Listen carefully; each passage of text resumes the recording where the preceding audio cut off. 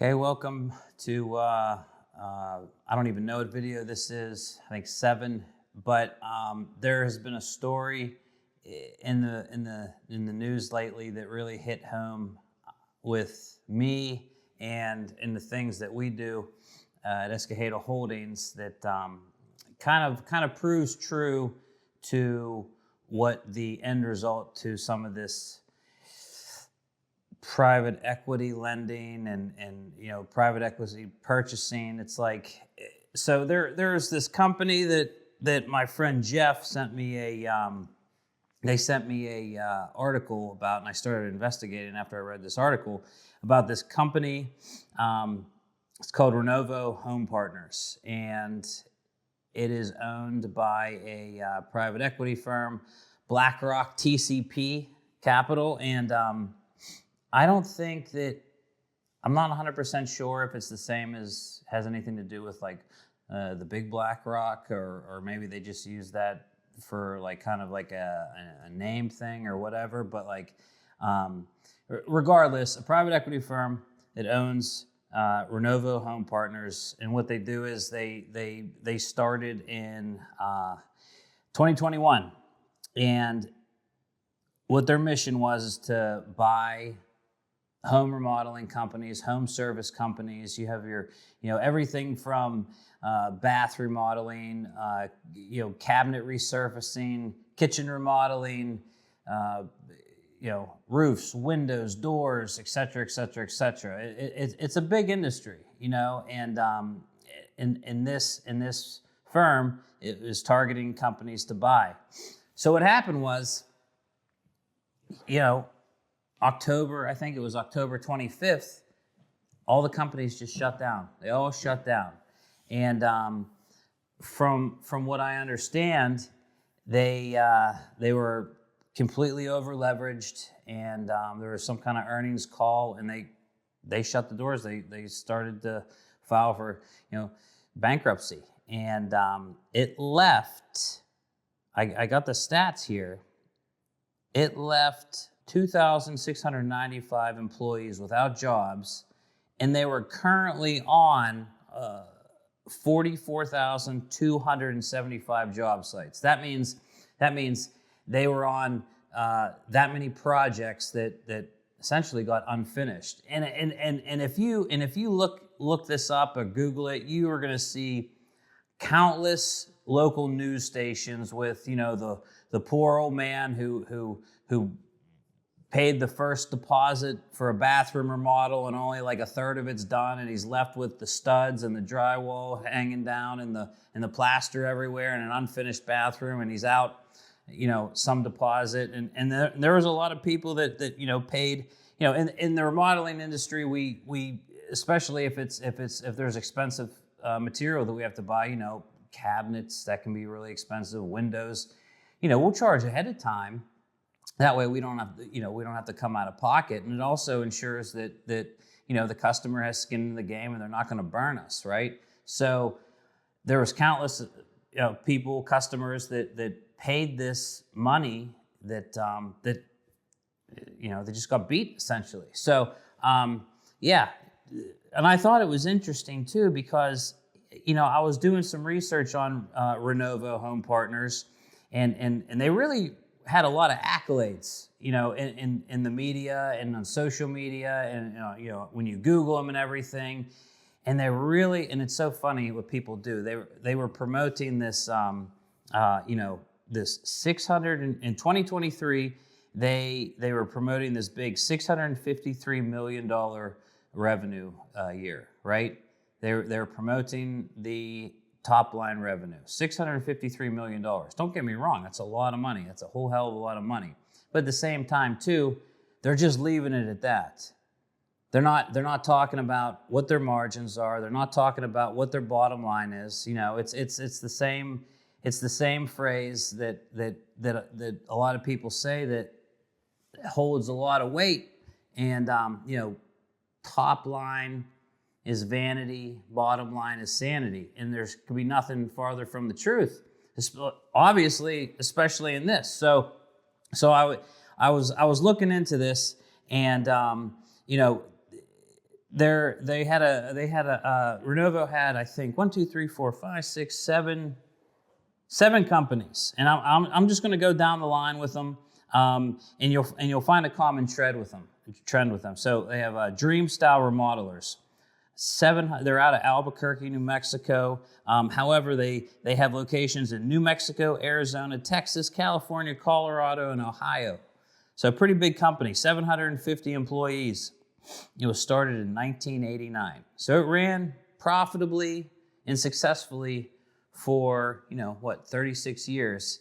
And it was sold in 2021 to Renovo Home Services. And that was one of the companies that went out of business. Reborn Cabinets. Company was started 40 years ago. They refaced cabinets in their kitchen remodel. 40 years in business. And, they were sold in 2022 to Renovo. Woodbridge Home Solutions, started in 1989, just a residential remodeling company that operated successfully for also 36 years. They had 108 employees, so pretty big company. Minnesota Ruscos. This is a company that was started in 1955. Home renovation and remodeling. I actually did more research on this particular company because more stuff came up. They're out of Minnesota, obviously. They were sold in 2022 to Renovo Home Services, and there was countless deposits not returned. And I did some more research, and I was thinking, so what? Are all these customers just going to get beat? Probably, but Minnesota has Minnesota Department of Labor has this recovery fund that they're essentially promising that a lot of these people are going to get their money back. I saw no evidence of any of them getting any of it back. I hope they do, because here's the thing: it's like, for a homeowner, you save and save and save, and if you took a look at the average amount of bank balance in an American's bank accounts, it takes a lot of time to save for a big project. You're spending $50, $60, $70, $100,000 on a big remodeling project. That's it's not like you have an additional $50, $60, $70, $100,000 if something happens. Some of these people got beat for almost half their money. They just got robbed, and the deposit's not returned. So what are they going to do? It's really sad. And I've been talking about the customers, but here's the thing. Altogether, 2,695 employees lost their jobs. They were all just called back to. I saw it. I saw these interviews with customers or with employees. They were all it was so weird. Just one day they were called midday, pack up your tools, come back to the office, and everybody was let go. Their employment was terminated. There was all these people that complaining with good reason. They lost their health insurance. The one guy was on there, and naturally the news stations are going to find the worst case scenario. So that's a lot of the stuff that I saw. But the one guy, he was a manager at this Minnesota Ruscos. His wife is having surgery next week. They had to cancel the surgery because they don't have health insurance anymore.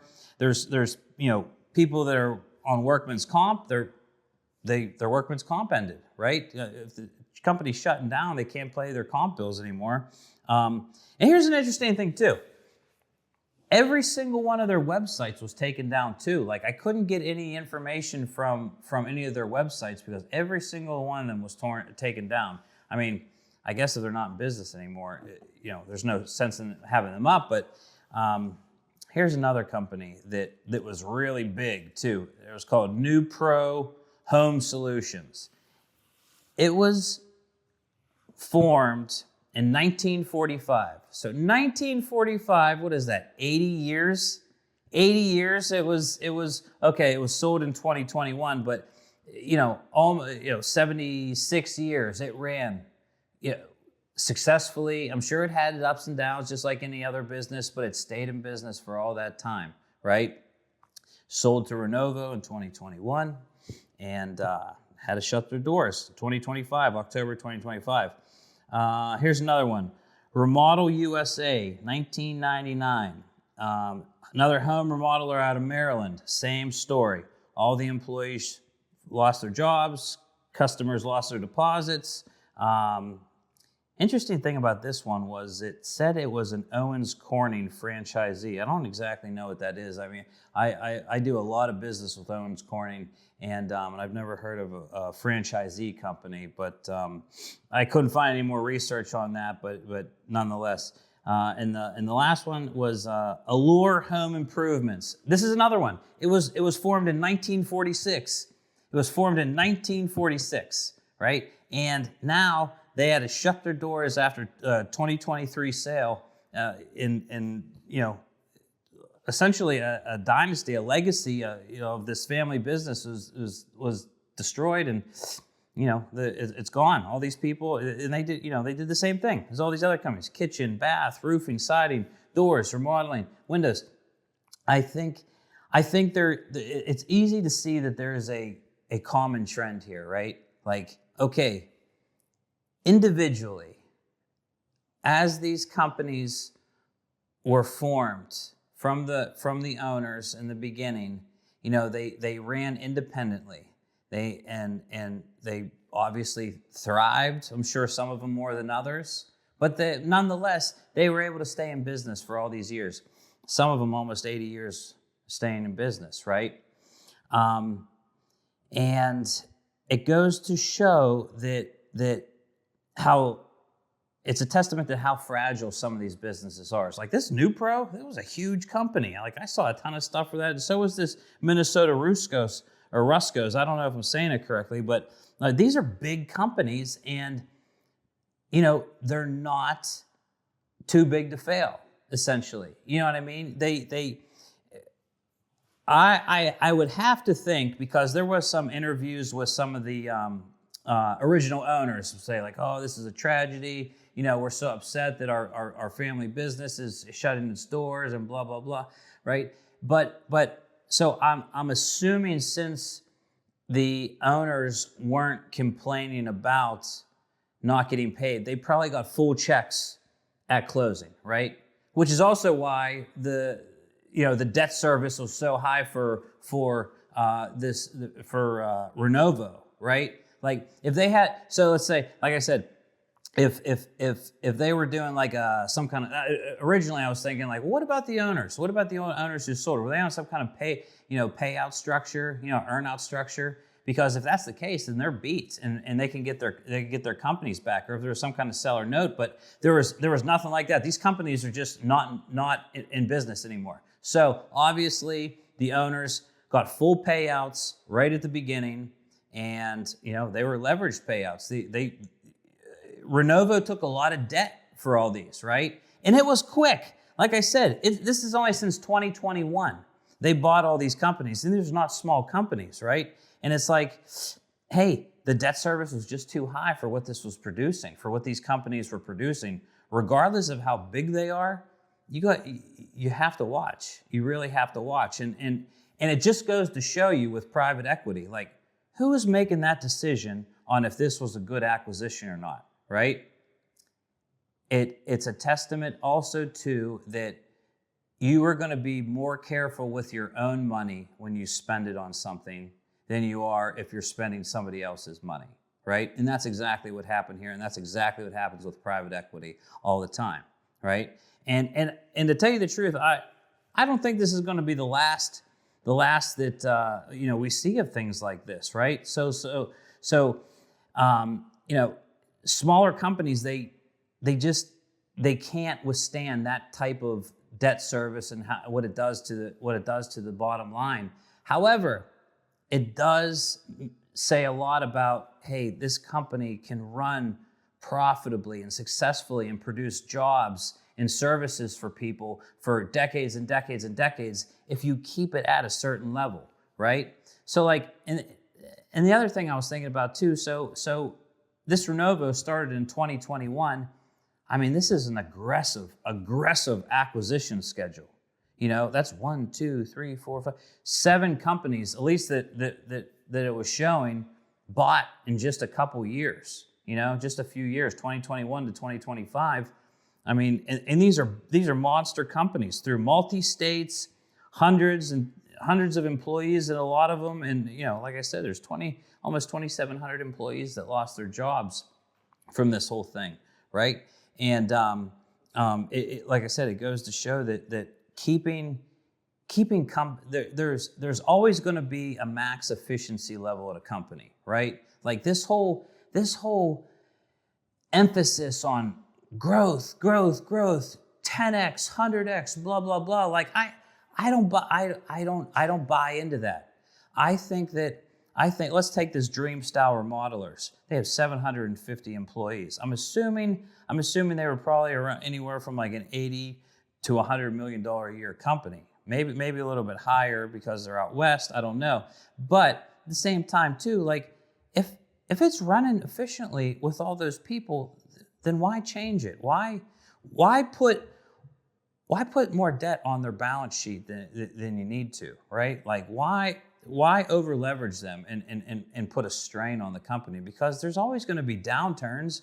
And that's what a lot of these articles were saying from representatives of BlackRock, like, hey, there was a remodeling downturn. I personally haven't seen it.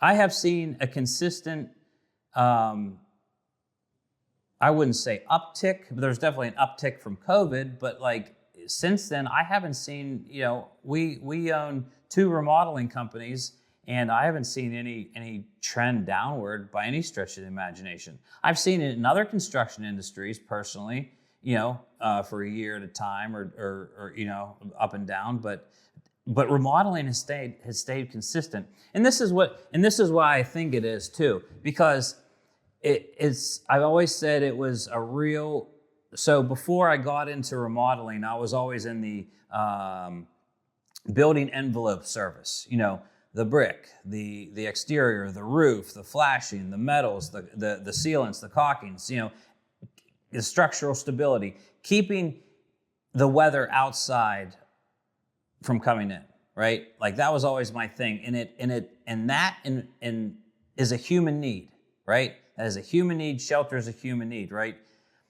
Remodeling your kitchen for $100,000 to $150,000 is not a need; it's a want. So I was always very weary when we first bought a remodeling company, because I would think to myself, if there's a downturn in the economy, that's going to be the first thing that doesn't get. If somebody needs a new roof and water's trickling in the corner of a room, they're definitely going to pick to get that new roof as opposed to get a new powder room, right? Well, I haven't particularly seen that is to be the case. I've seen more people neglect things like rebuilding a chimney or getting a new roof. Or they want to get things. People want to get things they can show off. I want to show off my new kitchen. I want to show off my new game room, right? I want to show off this $25,000 of new quartz tops that I just redid my kitchen with, right? So it's been consistent. I don't know if that's going to change or what, but at least for the last 5-6 years, it's been pretty consistent, right?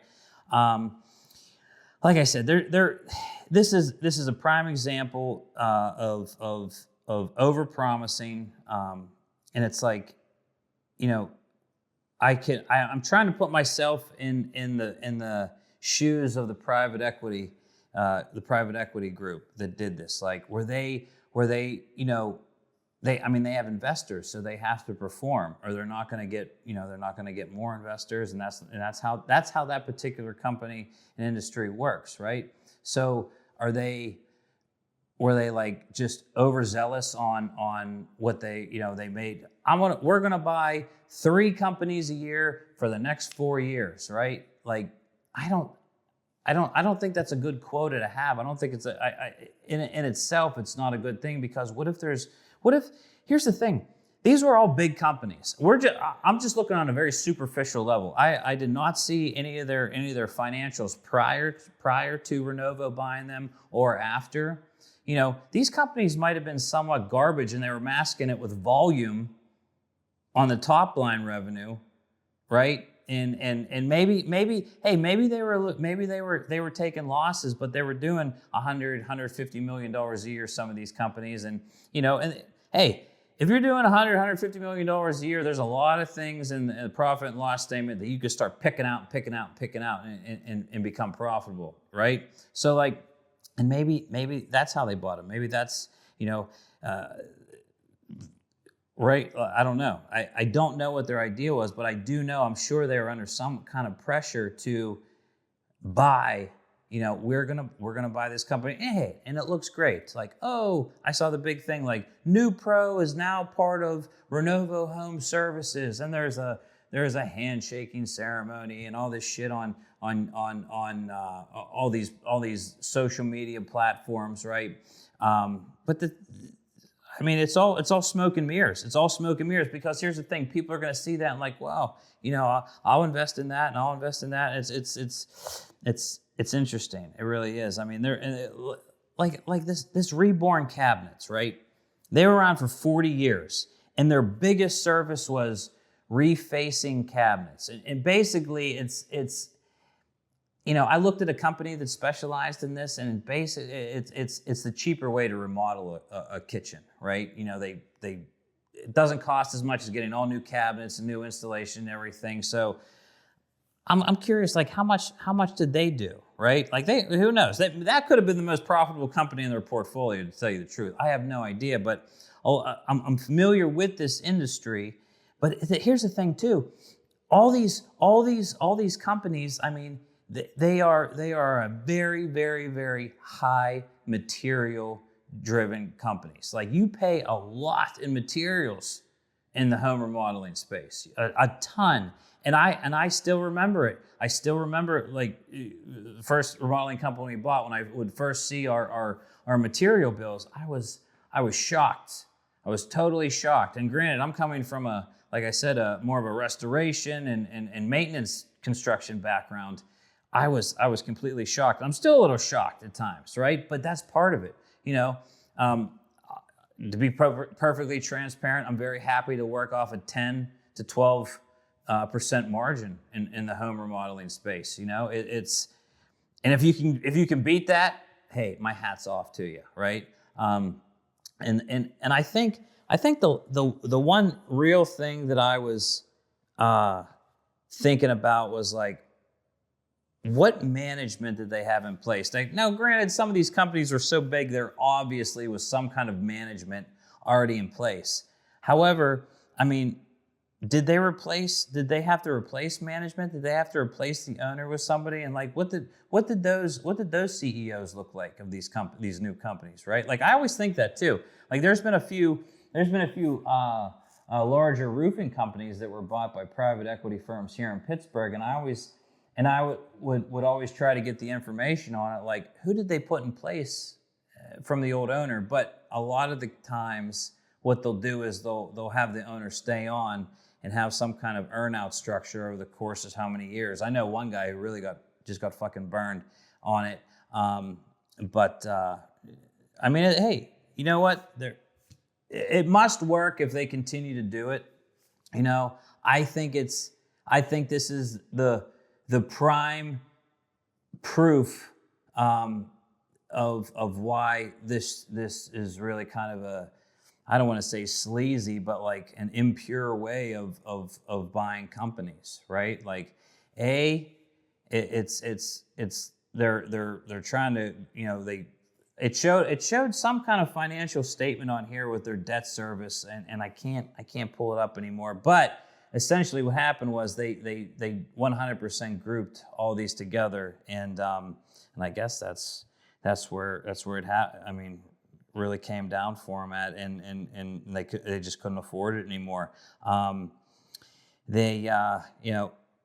Also too. Oh, here's one thing. So this is buying that many companies in that short amount of time made me think of this.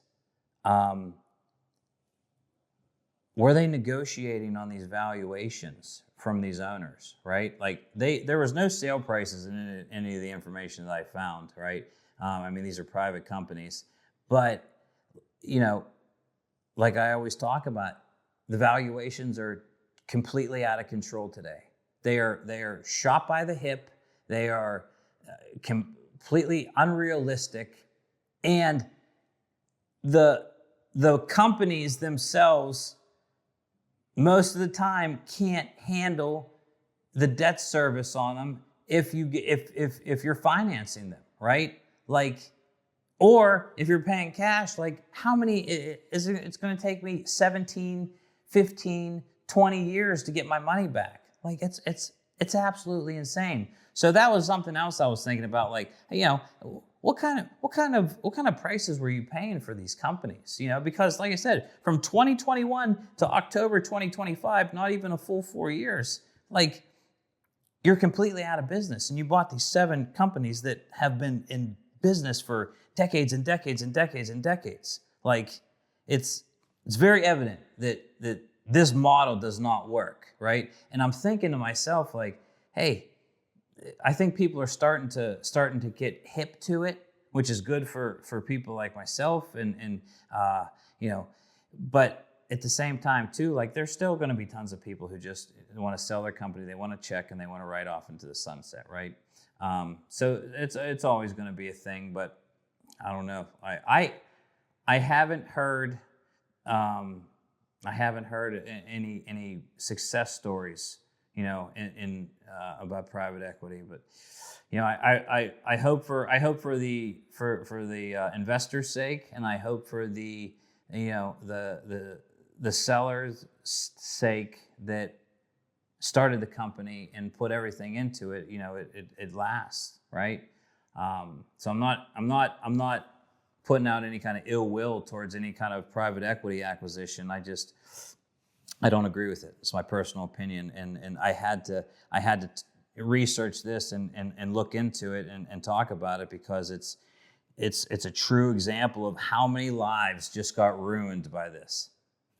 How many lives? If I'm looking at the 2,700 employees and then the 44,275 jobs that they were on at the current time, well, I can safely assume that it negatively affect almost 48,000, 47,000 people, right? So I don't know. That's my take on it. And like I said, Renovo Home Partners, do some research on it, and especially if you're selling a company, this, beware. So, but that's my shtick on this situation, and like and subscribe.